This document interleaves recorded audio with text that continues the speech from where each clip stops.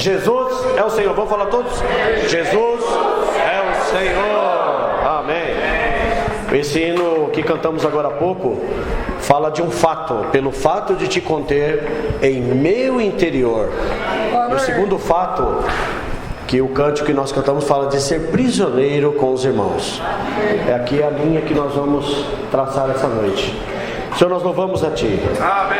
Agradecemos, Senhor, pela Tua palavra. Amém. As palavras são-nos espírito e são-nos vida. Amém. Seja a Tua palavra espírito e vida essa noite para cada um de nós. Dá-nos, Senhor, espírito de sabedoria, de revelação. Oh, subjuga-nos qualquer coisa, Senhor, contrária à Tua palavra essa noite no nosso interior. Acalma nosso coração. Dá-nos o coração como uma boa terra que possa frutificar. Não permita que a Tua palavra fique no meio do caminho, Senhor. Nós queremos a Tua palavra em nosso coração, frutificando. Obrigado, Senhor. Nos ajuda esta noite, no meio da Tua palavra. Jesus é o Senhor. Aleluia. Irmãos, louvamos ao Senhor que a gente tem ruminado o coração da Bíblia, que são esses livros que nos abriu e tem nos aberto cada vez mais a revelação do desejo e do encargo do Senhor. E a gente tem visto esses livros que correspondem à economia de Deus no Novo Testamento. E fala de Gálatas, Efésios, Filipenses, Colossenses e Filemão. Essa semana nós estamos vendo ainda a semana 3, a mensagem 19. E na semana passada nós fomos... o irmão Manuel nos ajudou muito em vários aspectos. Nós vamos tocar em alguns pontos para nós relembrarmos, né? O Senhor quer que a gente cada vez mais esteja aprofundado com essa palavra, não somente uma palavra revelada, mas eu creio que o Senhor está mexendo no nosso metabolismo, no nosso interior, para praticar essa palavra. O desejo do Senhor é que pratiquemos essa palavra. Não só ganhemos revelação, mas pratiquemos a palavra. Então, irmãos, graças ao Senhor que esses livros, eles formam um grupo de epístolas que compõem o coração da revelação de Deus. E Gálatas é a base dessa revelação. Nós vimos aquela figura daquele avião, e Gálatas mostra-nos a fuselagem desse avião. Gálatas mostra-nos a preocupação do crescimento. A ênfase de Gálatas é com relação ao crescimento de vida. Então, do nosso lado, nós precisamos ter uma atitude de ser aperfeiçoado, de ser capacitado. Se os irmãos perceberam, eu gosto muito de números, né? Quem trabalha com vendas gosta muito de números, de estatísticas, de plano. Na segunda-feira do alimento diário, se você perceber ali a palavra aperfeiçoado e capacitado, a palavra aperfeiçoado aparece 2 vezes e capacitado ou capacitação aparece 4 vezes. Por quê? Porque o Senhor, Ele quer nos aperfeiçoar. O Senhor quer nos capacitar. Hoje, irmãos, o mercado de trabalho, quem não está capacitado, quem não tem cursos de capacitação, fica para trás.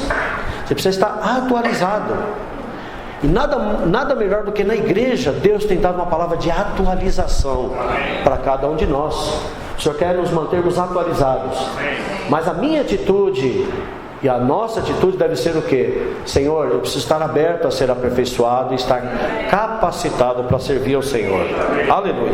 Então Gálatas mostra isso, e mostra também que ali nós precisamos de tutores e de curadores. E na igreja nós temos esse grupo de irmãos que são tutores e curadores para nos ajudar a crescer em vida até tornarmos esses filhos maduros.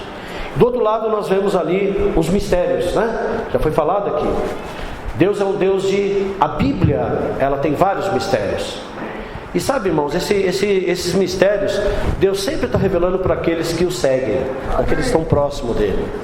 Em Mateus capítulo 13, nós olhamos ali, depois que o Senhor falou aos discípulos a questão do que o semeador saiu a semear, ele falou que uma parte caiu, né? Uma parte caiu, a outra parte caiu. Então nós temos vários aspectos daquela parte, que aquela palavra que o Senhor está semeando, uma parte cai no caminho, uma parte cai em espinhos, outra parte cai, cai ali na boa terra. E aí os discípulos não entenderam muito bem o que era aquela questão.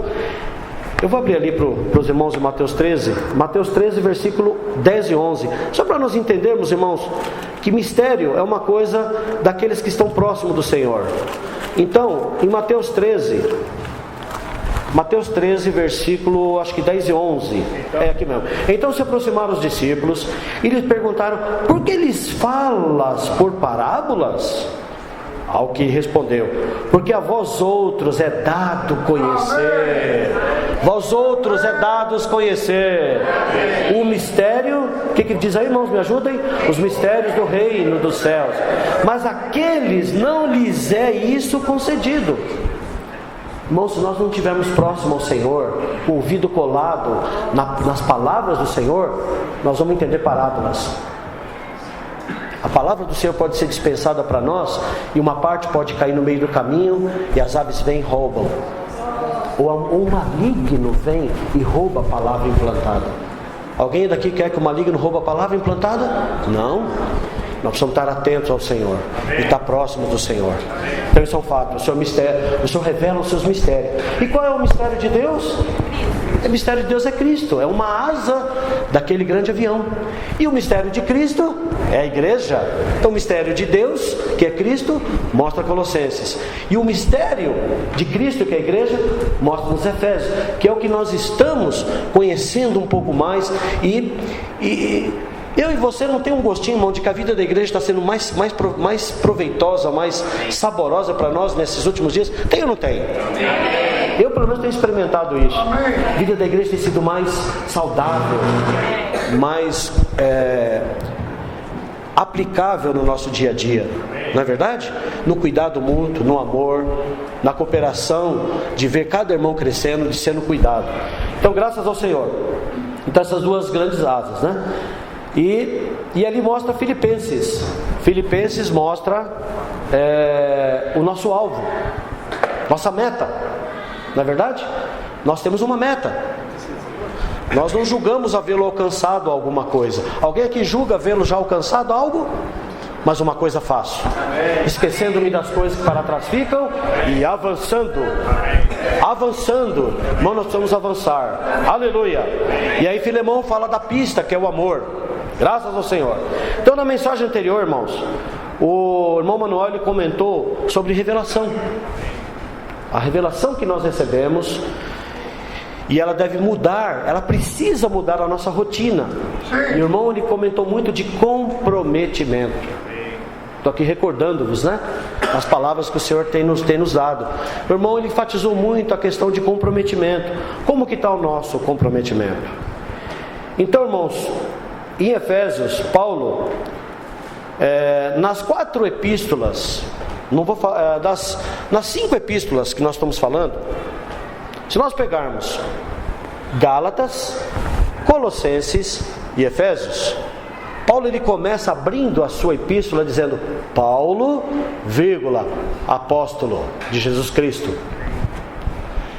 Em Filipenses, Paulo e Timóteo escreve aos Filipenses dizendo: Paulo e Timóteo, servos de Cristo Jesus. Mas em Filemão, Paulo fala: Paulo, prisioneiro de Cristo. Olha, irmãos, o que isso quer dizer? O Senhor quer nos falar algo? Quer ou não quer? Paulo, prisioneiro. Nós vamos discorrer sobre isso. Então, irmãos, como o Manuel falou semana passada, no que tange a revelação de Deus, a posição de Paulo é como um apóstolo. Nós temos recebido muita revelação do Senhor. Então, no que tange a revelação, a posição que Paulo recebeu do Senhor é como um apóstolo. Mas, com relação à prática, ele se coloca como um prisioneiro. Por isso que nós lemos, onde aparece a palavra prisioneiro em Efésios, capítulo 3, versículo 1. Paulo, prisioneiro do Senhor. E depois Efésios 4, versículo 1. Melhorou, né? Efésios 4, 1, ele fala: eu, o prisioneiro no Senhor, Paulo dá um encorajamento de como se deve andar do modo digno do Senhor. Então ele fala, no 3:1 ele fala prisioneiro do Senhor, e no 4:1 ele fala no Senhor. Ó Senhor Jesus. Então aqui, irmãos, quanto à prática, vamos lá abrir em Efésios capítulo 3. Efésios capítulo 3, versículo 1. Ele diz o seguinte: por esta causa eu, Paulo, sou o prisioneiro de Cristo Jesus, por amor de vós, gentios. Nós sabemos, irmãos, que Efésios, ele tem aqui alguns aspectos. No capítulo 1, mostra ali todo o trabalhar de Deus. Deus Pai, Ele fez a sua escolha, a sua predestinação. Ele nos escolheu nele antes da fundação do mundo. O que é antes da fundação do mundo? É um tempo onde o tempo não é contado. Deus já estava nos escolhendo, nos elegendo, nos predestinando para Cristo. Então, Deus fez todas as coisas. No capítulo 2 mostra quem nós éramos e quem nós somos, para o Senhor nos pegar na posição na que estávamos e levar, transformando-nos. Nós estávamos mortos em delitos e pecados. No capítulo 3 tem uma questão assim do mordomado. Capítulo 3, versículo 2. Se é que tendes ouvido a respeito da dispensação ou do mordomado da graça de Deus, a mim confiada para vós outros, pois segundo uma revelação que me foi dado conhecer o mistério, conforme escrevi há pouco resumidamente. No capítulo 3, irmãos, para servir a igreja como mordomo, para servir os irmãos, eu preciso ser um prisioneiro. Então, no que tange a revelação, Paulo se apresenta como um apóstolo, mas para ser esse mordomo, para servir os irmãos, ele se coloca na posição de um prisioneiro. Veja como isso é muito importante. Aleluia. No capítulo 4, versículo 1: rogo-vos, pois, eu, o prisioneiro no Senhor, que andeis. Paulo fala de uma prática, que o nosso andar deve ser como um prisioneiro no Senhor. Então nós vamos discorrer um pouco mais sobre isso. Aleluia. Então, irmãos, quanto a essa prática, quanto à revelação que nós recebemos e quanto à prática, tem algo bastante distinto. Eu não estou falando só na minha experiência. Será que é só na minha experiência? Na nossa experiência, a nossa prática ainda está um pouco aquém daquilo que nós temos recebido de revelação do Senhor. Por quê, irmãos? Por que tudo isso? Porque tem muitas coisas, irmãos, quanto à prática, nós temos um desafio muito grande, e que precisa ser vencido dia a dia, ou day by day, Vamos aprender em inglês agora. Precisamos aprender, irmãos, dia a dia. Amém. E não é fácil. Very well? Então, nós precisamos, irmãos, como é que nós vencemos isso no nosso dia a dia? Porque nós temos muitas coisas relacionadas ainda à nossa vida da alma. Não vou falar, irmãos, de questão de pecado. Graças ao Senhor, questão de pecado e pecados, o Senhor tem trabalhado, o Senhor está agindo, mas tem muitas coisas relacionadas à nossa vida da alma. Que o ego, que cogita das coisas dos homens e não nos interesses de Deus. Lembra lá de Mateus 16? Quando Pedro falou para o Senhor: Senhor, tem compaixão de ti. O Senhor começou abrindo aqueles versículos dizendo que lhe era necessário, não era opcional. O Senhor não era opcional ele ir para Jerusalém e sofrer na mão sofrer, não, era necessário ir para Jerusalém e sofrer. Mas Pedro, com as coisas ainda misturadas, depois de uma revelação, irmãos, depois de uma revelação ainda tem coisa misturada, entranhada em nós. O Senhor revelou Cristo, Deus o Pai revelou Cristo para Pedro, e Cristo revelou a igreja para Pedro. Não foi carne e sangue que tu revelaram, mas foi meu Pai que está nos céus. Depois de uma grande revelação, ainda tem coisas misturadas ainda, elementos do velho homem misturados. E Pedro ainda falou: Senhor, tem compaixão de ti. E o Senhor disse o que para Pedro? Arreda, Satanás, porque tu não cogitas das coisas de Deus, e sim das coisas dos homens. Cogitar está relacionado à nossa mente. Nossa mente é muito rápida, irmãos, é muito acelerada para cogitar, para pensar. Então, nós cogitamos muito ainda das coisas dos homens e não das coisas de Deus, porque isso está misturado no nosso dia a dia. E isso é que o Senhor tem nos mostrado através da sua palavra, de como é difícil praticar aquilo que o Senhor tem nos dado como revelação. Por isso que nós precisamos, sabe do que, irmãos? Do trabalhar da cruz. Estava falando aqui, tendo comunhão com o Pavanelli. Para ser prisioneiro do Senhor, nós vamos ver, irmãos, como Paulo foi trabalhado pela cruz. Uma pessoa totalmente trabalhada, ela pode ser um prisioneiro do Senhor. Nós precisamos ter esse trabalhar da cruz e o operar da cruz continuamente em nós. E como que é esse operar e o trabalhar da cruz continuamente em nós, irmãos? É por dois aspectos. O primeiro aspecto do trabalhar da cruz é por meio da palavra. Aleluia. Eu preciso receber a palavra implantada. Tiago nos diz: acolhei com mansidão a palavra implantada em vós, a qual é poderosa para salvar a vossa alma. Então, o primeiro aspecto do trabalho da cruz, nós precisamos deixar a palavra, acolher com mansidão a palavra. Hebreus 4, o que diz ali? Hebreus 4, 12. Porque a palavra de Deus, ela é viva e eficaz. Ela é mais cortante do que qualquer espada. Uma espada de quê? De 2 gumes. Eu fiquei pensando, como pode uma espada ter 2 gumes? A espada, ela tem 2 gumes, irmãos. Quando ela entra, ela precisa dividir alma e espírito, dividir aquilo que está misturado ainda. Talvez nós temos muitas emoções que nos levam para o espírito, mas o Espírito precisa criar emoções fortes em nós. Primeiramente o Espírito. Então a espada, ela entra e divide alma e espírito, tira aquela mistura do nosso ser. Por um lado, a espada, ela corta, e a palavra, irmãos, ela mexe com o meu e no seu interior. Mexe ou não mexe com o meu e o seu interior? Ó Senhor Jesus. Então nós precisamos estar sujeitos à palavra e acolher com mansidão essa palavra.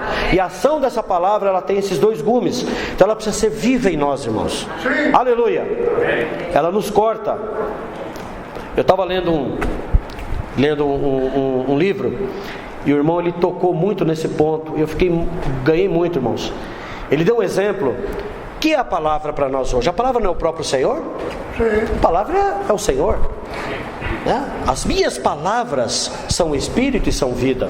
O Senhor disse isso, né? Então, quando a palavra, ela entra como 2 gumes, irmãos, ela pode causar 2 coisas dentro de nós. Ela pode causar uma ruína. Puxa, Sérgio, mas está sendo muito ruína. Ruína, irmãos, é para tirar todo aquele elemento do velho homem que está dentro de nós e ficar Cristo. Mas ela pode causar levantamento também. E o irmão deu um exemplo de Simeão. Se os irmãos lerem ali Lucas capítulo 2, lembra quando o Senhor Jesus foi apresentado? Simeão pegou o menino Jesus ali, e ele disse o seguinte, essas palavras que vale a pena a gente ler, irmãos. Lucas capítulo 2, preste atenção, irmãos, como a palavra, ela vem causar 2 aspectos em nós. Lucas capítulo 2, versículos... que é isso mesmo? 34. 34, é isso mesmo. Simeão os abençoou e disse a Maria, mãe do menino: eis que este menino está destinado também para a ruína, como para levantamento de muitos. Irmãos, quando nós acolhemos com mansidão a palavra em nós implantada, quando nós permitimos que a palavra, ela é viva, ela causa algo dentro de nós, ela pode causar uma ruína, tirar tudo aquilo que é elemento do velho homem, aquilo que não serve para Deus, mas ela pode causar um levantamento, levantar o nosso espírito, levantarmos para servir o Senhor, sermos encorajados. Aleluia, glória ao Senhor. Ó Senhor, muito obrigado a Ti, Senhor Jesus. Então, irmãos, por isso que a palavra do Senhor é espírito e é vida. E o Senhor diz para que nós possamos tomar o jugo dele, que é suave. O que ele diz lá em, acho que está em Mateus 11, 23, né? Mateus 11, 23, ele fala, Mateus 11, versículo 23. Vou ler muitos versículos aqui com os irmãos. Mateus 11, é isso mesmo? 11, 29, desculpa, irmãos. 11, 29. Quem achou pode ler. Tomai sobre vós o meu jugo e aprendei de mim, porque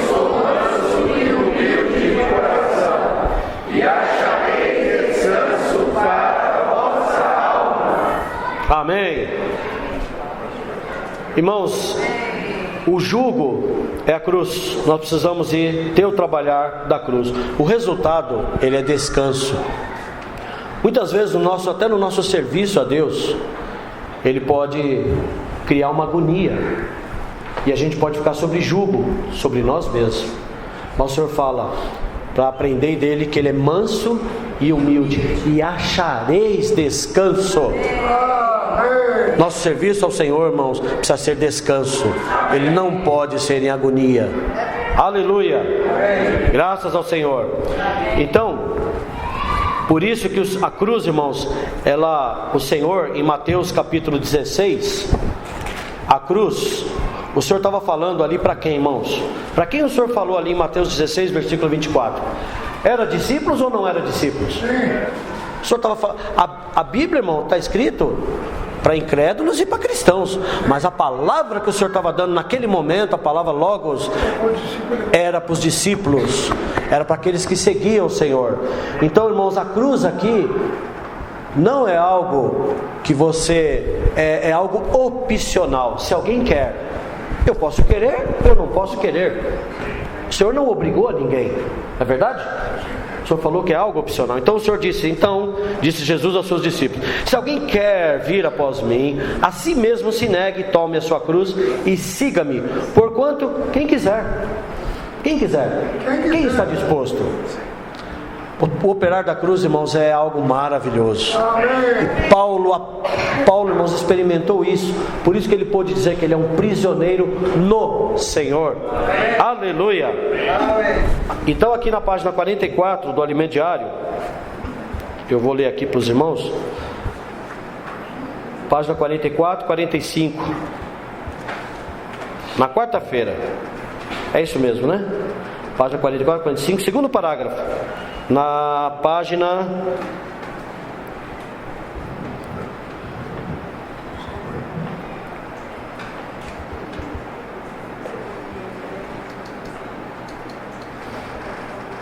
página 45, está aqui, ó, página 45. Acho que os irmãos desfrutaram bastante essa semana, né? Ele fala aqui: irmãos, nós não estamos aqui apenas para desfrutar de boas mensagens. Sim. O Senhor está voltando. Amém. O Senhor está voltando? Está voltando. Além disso, muitos irmãos estão partindo e vários outros se encontram enfermos.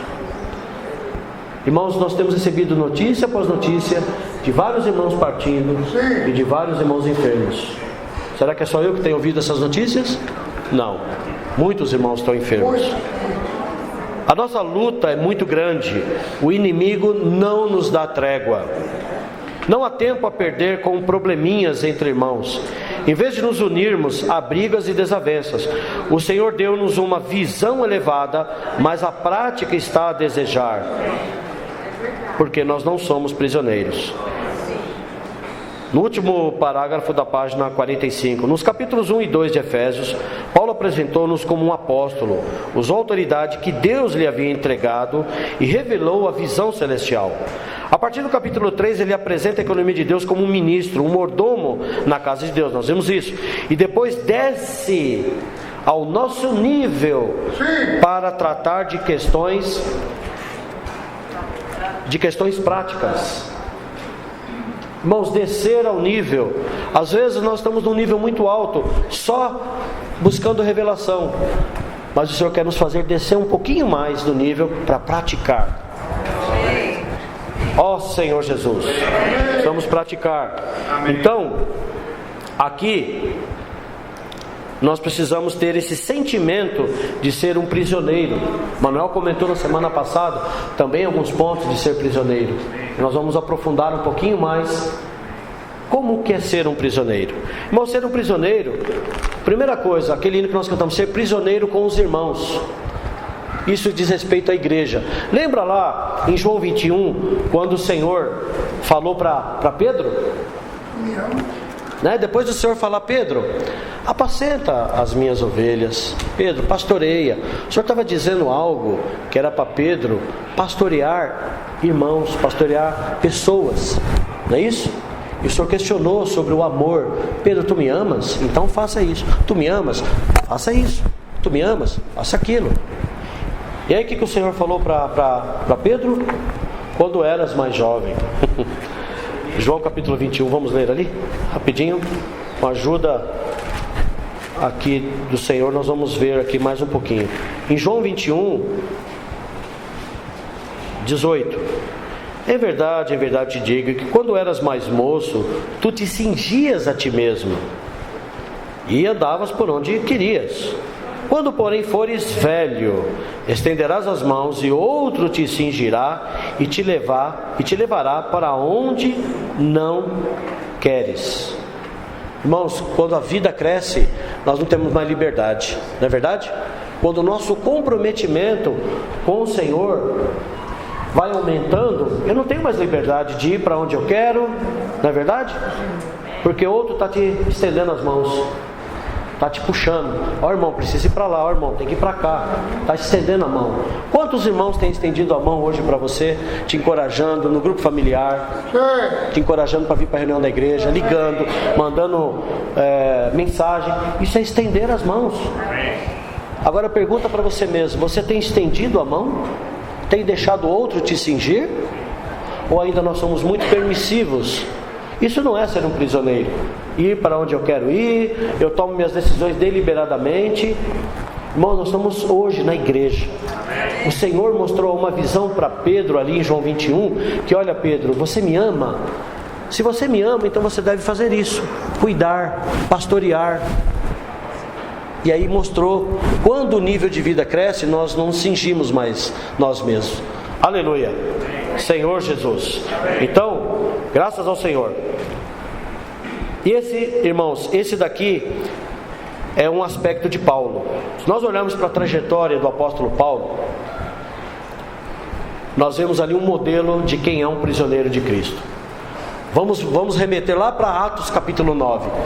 Quando Saulo, eu estou misturando um pouco da mensagem lá da semana retrasada, irmãos, que nós não falamos. Quando nós voltamos para Atos capítulo 9, nós vemos ali a trajetória de Paulo. Desde quando Paulo respirava ameaças. O que é respirar ameaças?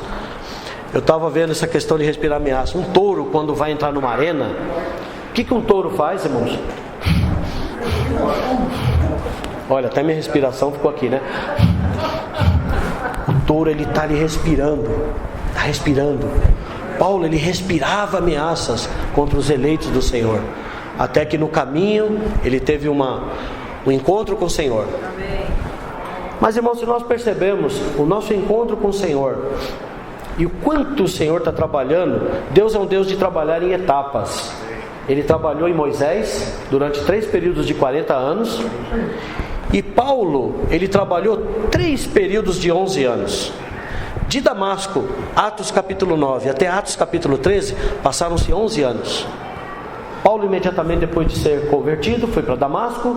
De Damasco foi lá em Gálatas capítulo 2, fala que Paulo foi para a região das Arábias, ficou 3 anos no deserto. Será que Paulo ficou pregando para quem ali no deserto? Na região da Arábia. Deve ter muito camelo ali, né? Camelo, sei lá.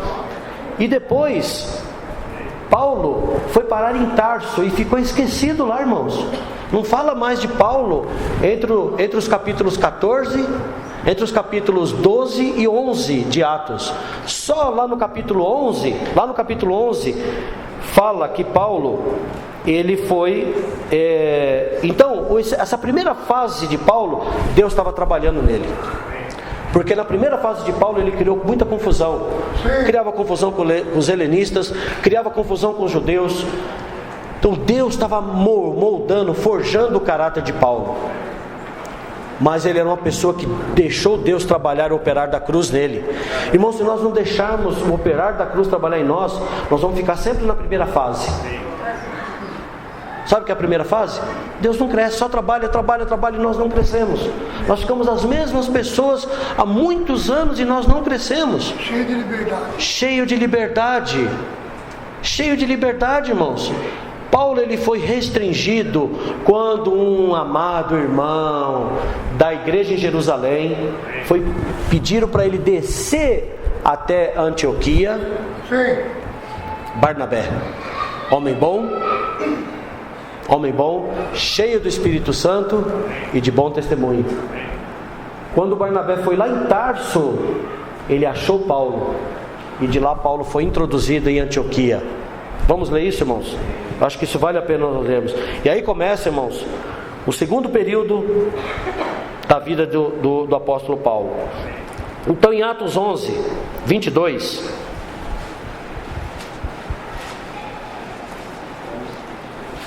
a notícia a respeito dele chegou aos ouvidos da igreja que estava em Jerusalém, e enviaram Barnabé até Antioquia. Tendo ele chegado e vendo a graça de Deus, alegrou-se e exortava a todos que com firmeza de coração permanecessem no Senhor, porque era homem bom. Aqui era o testemunho de Barnabé. Sabe que Barnabé, o nome dele não era Barnabé. Sabiam? Sabe qual era o nome de Barnabé? José. Isso está em Atos. Vamos voltar um pouquinho, irmãos, acho que vale a pena. Em Atos capítulo 4, no finalzinho do capítulo 4, versículo 36. Olha, irmãos, o caráter de uma pessoa. Barnabé, José. Os irmãos acharam? Atos capítulo 4, 36. José, a quem os apóstolos deram o sobrenome de Barnabé, que quer dizer filho de exortação, ou filho da consolação, que quer dizer encorajar, consolar. Barnabé era um irmão que tinha uma característica de encorajar, de consolar. Exortação nos dá uma palavra de exortar. Exortação não. Exortação aqui, irmão, no texto original grego, significa consolação. Era o irmão que consolava, era o irmão que encorajava. Mas ele teve uma experiência. Ele era um homem rico, porque ele vivia em Chipre. Chipre era uma ilha, e ele tinha posses lá em Chipre. Então ele vendeu as propriedades, e ele foi lá e derramou nos pés dos apóstolos. Olha que experiência, irmãos. Ele foi e derramou nos pés dos apóstolos, porque era algo normal naquela época. Todos os irmãos venderam as propriedades, eles entregavam aos pés dos apóstolos. Então os apóstolos dividiam igualmente tudo que tinham naquela época. Por quê? Era uma prática naquela época, porque os irmãos que viviam, eles tinham uma expectativa que o Senhor voltasse no tempo deles. Então eles viviam dessa maneira. Então eles tinham esse algo em comum, comiam suas refeições com alegria. Nós devemos pegar muitos pontos positivos da igreja primitiva, irmãos, mas era algo daquele momento. Então Barnabé, ele teve essa experiência. Ele vendeu o campo e trouxe e depositou. Vamos voltar a 11. Senhor Jesus. Então fala que Barnabé era um homem bom. Homem bom por quê? Porque o seu caráter, a sua humanidade era boa. Então veja, irmãos, quando uma pessoa se entrega ao Senhor, o seu trabalho até na sua humanidade. Ele era um homem bom, cheio do Espírito Santo e de fé. E muita gente se uniu ao Senhor, e partiu Barnabé para Tarso à procura de Saulo. Então Saulo estava lá em Tarso parado. Deus estava trabalhando em Saulo. Aleluia. E tendo encontrado, levou para Antioquia. Eu estou lendo 11, 26, tá, irmãos? E por um ano se reuniram naquela igreja e ensinaram numerosa multidão. E em Antioquia foram os discípulos pela primeira vez chamados cristãos. Irmãos, primeira coisa, aliás, um dos aspectos de nós sermos prisioneiros do Senhor é que alguém precisa levar você para Antioquia. Antioquia é a igreja. Amém. Na igreja eu aprendo a ser um prisioneiro do Senhor. Amém. Eu não tenho mais liberdade na igreja. Amém. Por quê? Porque nós somos ajudados, nós somos confortados, nós somos consolados, nós somos encorajados. Cristo, a palavra de Deus que é viva e eficaz, ela vai trabalhando em mim e você. E esse aspecto, irmão, é o aspecto que o Senhor quer nos mostrar através de Efésios. O Senhor nos falou tanto da pessoa de Cristo, agora o Senhor está nos falando sobre o que é a igreja. Eu acho que a igreja, irmãos, o aspecto da igreja, a prática da igreja, precisa ficar claro para nós. Por que eu preciso me reunir? Sim. Está claro ou não está claro? Está ficando claro para mim e para você? Por que nós precisamos da igreja? Porque Cristo, a igreja, é um mistério. Se nós tivermos só Cristo, irmão, mas sem a igreja, não há um complemento. É como Deus criou o homem para a mulher para o homem. Os dois se completam. Cristo e a igreja se completam. Aleluia! Ó Senhor Jesus. Então, graças ao Senhor, Paulo entrou nessa segunda fase. Atos 13, havia na igreja de Antioquia profetas, mestres, Barnabé, Simeão, e aí, servindo eles ao Senhor. A igreja tem um aspecto também de nós estarmos servindo. A igreja precisa do nosso serviço. Um prisioneiro, ele serve ao Senhor. Um prisioneiro não fica deliberadamente sozinho, solto. Ele precisa estar servindo ao Senhor. Aí o Espírito Santo encontra um caminho e separa para a obra. Aleluia! Então, a segunda fase de Paulo, depois aqui de 13 para frente, ele já entra nas suas viagens. E a terceira fase de Paulo, mais 11 anos, ele ficou algemado nas suas prisões. Então, irmãos, o operar da cruz, ela tem dois aspectos. Primeiro aspecto, que a palavra, ela precisa ser implantada. A palavra, ela entra, ela é viva, ela é eficaz. Mas o segundo aspecto da cruz é a providência de Deus. E a providência de Deus, irmãos, ela está relacionada em todos os nossos dias. Deus, ele entra com providência sem nós enxergarmos ou vermos. A providência de Deus está em várias circunstâncias e aspectos do nosso dia. Você tem experimentado isso ou não tem? Que Deus tem trabalhado e tem dado providência para mim e para você? Paulo, irmãos, vocês lembram lá em Filipos, em Atos 16? Paulo estava preso lá na prisão lá de Filipos. Estava preso ou não estava preso? Estava com algemas, literalmente. O que aconteceu? Se Deus quisesse soltar Paulo, soltava. Se Deus não quisesse, não soltava. Lembra da experiência lá de Daniel? Se o meu Deus quiser me soltar da fornalha, Ele solta. Se não quiser, não solta. Então a providência de Deus, irmãos, está sutilmente no nosso dia a dia e nós não enxergamos. Porque o nosso Deus é um Deus que se oculta. Lembra do livro de Esther? O Deus que se oculta entrando com a sua provisão. Queriam exterminar o povo de Deus e Deus entrou com uma provisão. Não vou entrar aqui nesses detalhes, irmão, é muito rico. Então, irmãos, a providência de Deus. Paulo estava preso em Filipos, à meia-noite cantando hinos, soltou, foi solto. Mas dessa terceira fase de Paulo, Deus precisava usar Paulo para escrever. Mesmo em cadeias, algemado por um governo romano, Paulo não questionava o porquê que estava preso, não questionava sobre o governo, não questionava sobre a sua situação, porque Deus estava entrando com providência. Deus queria usá-lo para escrever epístolas, o seu ministério. Graças ao Senhor. Então, irmãos, ele estava algemado, mas porém ele estava livre. Graças ao Senhor. Ó Senhor Jesus. Será que eu tenho tempo ainda? Tenho, né? Que mostra, irmãos, o caráter, o que vem a ser um prisioneiro de Cristo.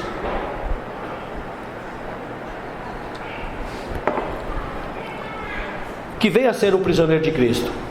Primeira coisa, irmãos, ele precisa ter um caráter trabalhado. Ser um prisioneiro de Cristo, ele precisa ter um caráter trabalhado. Ele crucifica a carne com as suas paixões. Gálatas 5:24, vamos ler.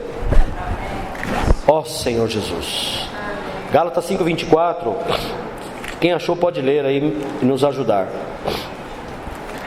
Gálatas 5:24 e Gálatas 5:24 primeiro. Eu vou ler aqui.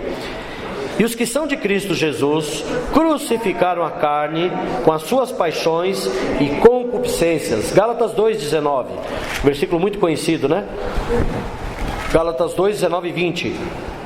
Porque eu, mediante a própria lei, morri para a lei, a fim de viver para Deus. Estou crucificado com Cristo. Logo, já não sou eu quem vive, mas Cristo vive em mim. E esse viver que agora tenho na carne, vivo pela fé no Filho de Deus, o qual muito me amou e se entregou por mim. Amém. A Lívia me ajudou aqui. Muito bom, Lívia. Aleluia. Então, irmãos, um prisioneiro de Cristo, ele tem um caráter trabalhado, ele crucifica a carne com as suas paixões. Segundo aspecto que vem a ser um prisioneiro de Cristo, é alguém que reconhece o Senhor e a sua providência em cada circunstância. Às vezes nós nos pegamos, irmãos, reclamando, não é verdade? Murmurando. Ou será que é só eu? Em diversas situações e circunstâncias nós reclamamos, mas a providência de Deus está ali trabalhando, nos guardando, porque Ele quer. Deus, irmãos, nós enxergamos um palmo aqui, Deus enxerga lá na frente. Amém. Aleluia, Senhor Jesus. Então Efésios capítulo 3, irmãos, o apóstolo ele diz ali: por esta causa eu sou o prisioneiro de Cristo, por amor de vós. Ele demonstra ali, irmãos, no capítulo 3, versículo 1, que esse prisioneiro é pela vontade do Senhor. Mas Efésios 4, 1, nós vamos voltar ali um pouquinho mais, ele fala: rogo-vos, pois, eu, o prisioneiro no Senhor. Ele fala de outra forma, com muito mais consciência da posição que ele deveria assumir e tomar posse. Então, irmãos, ele fala de um chamado. Ele é prisioneiro no Senhor, não do Senhor, é no Senhor. Ser prisioneiro no Senhor significa que eu e você fomos chamados. Nós temos que ter consciência do nosso chamamento. E então ele tem muito mais convicção, fazendo parte de um chamado. Aleluia. Então, irmãos, esse é o terceiro aspecto de nós reconhecermos que somos um prisioneiro. É alguém que já teve a sua vontade e o seu ego subjugado pelo Senhor. Irmãos, a minha vida e a sua vida é para Deus. É ou não é? Fala para o seu irmão do seu lado: a minha vida e a sua vida é para Deus. E você não tem mais como sair disso. Elaine, você não tem mais como sair disso, Elaine. Aleluia. Não tem mais como sair. Não tem mais como sair disso. Nossa vida é para Deus, irmão. O prisioneiro, ele é mandado. O prisioneiro, ele é mandado. Não é ele que escolhe mais. Não é verdade? Sabe quem escolhe, irmãos? É o Espírito Santo. O Espírito Santo que está escolhendo. Cada ato nosso é o Espírito Santo que escolhe. Você não tem mais decisão própria. Ó Senhor Jesus, somos prisioneiros de Cristo. Se você é prisioneiro de Cristo, você está qualificado para ser usado pelo Senhor. Paulo tinha essa experiência de ser usado pelo Senhor. Amém. Aleluia. Aí nós precisamos dizer, irmãos: você quer isso? Você quer isso? Lembra-se do trabalhar da cruz? Ele é opcional. Se alguém quer, quem quiser. Se alguém quer ou se alguém quiser. Então, irmão, nós somos prisioneiros. Ou a gente faz o que a gente quer, vai para onde a gente quer, casa com quem quer, fala o que quer. Como é que faz? Pois é, se a gente faz tudo isso, nós não somos prisioneiros de Cristo. É ou não é verdade? Ó Senhor Jesus. Ó Senhor, nós vivemos ainda muito a nossa liberdade. Por isso que o Senhor dá uma palavra em 2 Coríntios 5,14. 2 Coríntios 5, 14, 15 diz o seguinte. 2 Coríntios 5, 14, né? Fala que: pois o amor de Cristo nos constrange, julgando nós isto: um morreu por todos, logo todos morreram. E Ele morreu por todos, para que os que vivem não vivam mais para si mesmos, mas para aqueles que por eles morreu e ressuscitou. Aleluia. Nós, irmãos, que vivemos, não vivemos mais para nós mesmos. Aleluia. Senhor Jesus. Então, irmãos, Efésios contém uma mais elevada revelação da Bíblia. E essa revelação ela foi dada a um prisioneiro, foi dada a um apóstolo, mas um prisioneiro cumpriu, praticou. Eu estou falando de Paulo, irmãos, mas a gente precisa se espelhar. Foi dado a um apóstolo a revelação, mas na prática ele se colocou num nível a menor como um prisioneiro. Ó Senhor Jesus, graças a Deus. E nós precisamos ser prisioneiros no Senhor. Vou ler mais um versículo, irmãos. Eu vou interromper a mensagem. Amanhã a gente dá continuidade. Eu nem entrei ainda na mensagem 3, que é abençoado com toda sorte de bênção espiritual, viu? Só estou aqui dando um pano de fundo. Não entrei ainda no encargo, irmãos. O Senhor falou muito no meu coração esses dias. Amém. Puxa, irmãos, aleluia. Amém. Vamos ler 2 Timóteo 1,8. Tem um versículo aqui muito rico. 2 Timóteo 1,8. Por isso, irmãos, que nós devemos ruminar a mensagem. Manuel nos ajudou muito a semana passada, mas veja, irmão, quanta pepita o Senhor quer nos dar na palavra. Quantas riquezas o Senhor quer dar. 2 Timóteo 1, acho que é 2 Timóteo 1,8. Quem achou pode ler para mim bem forte aí. 2 Timóteo 1,8. Testemunho de nosso Senhor, nem do seu encarcerado, que sou eu. Pelo contrário, participa comigo dos sofrimentos a favor do Evangelho, segundo o poder de Deus. Eu vou ler uma outra versão. Essa versão ela nos ajuda melhor. Não te envergonhes do testemunho de nosso Senhor, nem de mim, que sou seu prisioneiro, que sou prisioneiro seu. Antes participa das aflições do Evangelho, segundo o poder de Deus. Amém. Irmãos, esse versículo, Paulo escreveu a Timóteo preso. Paulo estava encarcerado em Roma. E o que acontecia, irmãos? O que aconteceu naquela época? Esses versículos mostrou, irmãos, o final da vida de Paulo.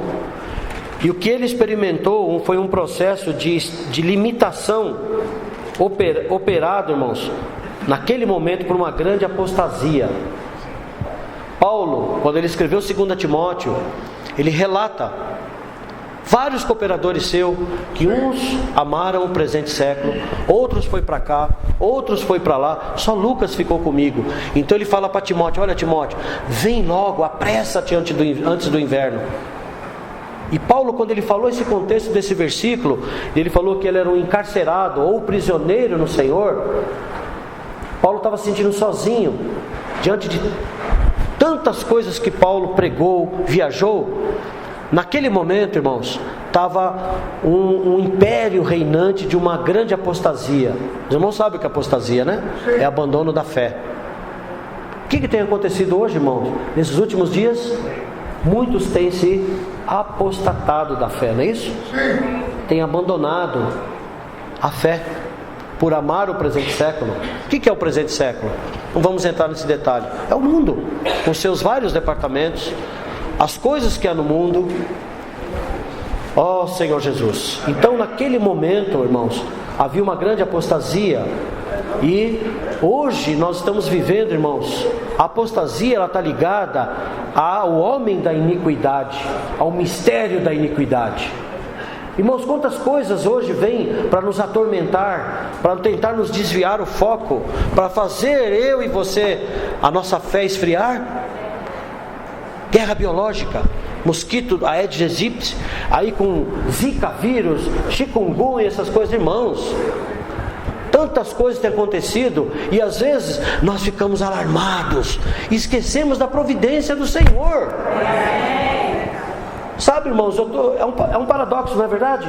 Nós ficamos tão cheios de coisas negativas, não porque isso, porque aquilo e não sei o que, e esquecemos que Deus tem uma providência. Amém. Para os seus filhos. Ó Senhor Jesus. Amém. Então, irmãos, nós não podemos abandonar a nossa fé. Amém. Por quê? Porque eu e você é um bendito. Amém. Deus tem nos abençoado com toda a sorte de bênção espirituais nas regiões celestiais em Cristo. Sabe o que Deus quer fazer, irmãos? Sabe o que Deus gosta de fazer? É de nos abençoar. Deus quer abençoar e Deus tem nos abençoado. Não estou falando de bênçãos materiais, irmãos. Isso é uma consequência. Porque os sinais acompanham os que creem. Nós não procuramos sinais, mas eles acompanham. As bênçãos acompanham. Não precisamos estar atento a isso. Não é em relação àquela bênção terrena que Deus deu ali a Abraão, os filhos de Israel. Mas a melhor coisa que Deus quer fazer é nos abençoar. Lá em Gênesis capítulo 12, em ti, falou para Abraão, se alguém te abençoar, eu te abençoarei. Se alguém te amaldiçoar, eu também amaldiçoarei. Mas em ti serão benditas todas as famílias da terra. Então, irmãos, nós precisamos ser esses que se colocam na posição de abençoados, mas com bênçãos espirituais. Aleluia! Eu vou parar por aqui. Amanhã a gente continua um pouquinho, tá bom? Jesus é o Senhor. Amém. Oi? Temos tempo ainda, né? Amém. Vamos fazer um pouquinho de grupos e ruminar um pouquinho a mensagem? Jesus é o Senhor.